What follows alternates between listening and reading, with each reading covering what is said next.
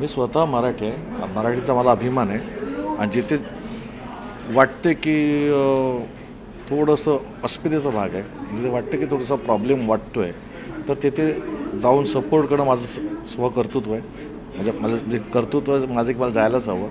कारण असं आहे की ही सक्ती नसावी. पहिलीच्या मुलांना जर आपण 3 भाषांची स्त्रीसूत्री काय गरज काय, इतर कुठल्या राज्यात नाही आहे ना. आपले ते काय मुळात आपलीच मराठी किती गळचेपी होत चालली आहे, किती प्रॉब्लेममध्ये चालली आहेत. मराठी शाळा बंद पडत आहेत, मराठी शिक्षकांना पगार नाही आहेत, मराठी शाळांची अवस्था बेकार आहेत. आपण तिथे लक्ष द्यायला पाहिजे. आपण त्या लहानच्या मुलावर त्याच्या मेंदूवर आपण काय काय देणार पहिल्याच ह्याच्यात, पहिल्या 5 वर्ष आहेच की मग हिंदी इंग्रजी.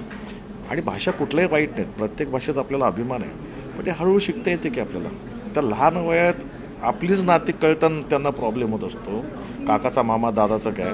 ते हे करता करता त्याला आणखीन कुठल्या तरी हिंदीचं त्याच्यावर बर्डन घाला, तर काय गरज वाटत नाही. मला असं वाटतं की ते चुकीचं आहे. मी कधीच रिॲक्ट होत नाही, पण मला असं आता प्रामाणिकपणे वाटतं की कारण शेवटी भाषा ही महत्त्वाची आहे ना, अस्तित्व माझं आहे माझ्या भाषेमुळे.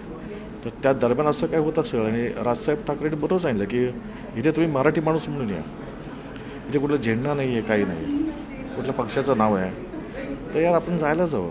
आणि राजसाहेबांचे विचार हे नेहमीच मला प्रलोभित करतात, नेहमीच. त्याबद्दल मी खूप त्यांना रिस्पेक्ट करतो.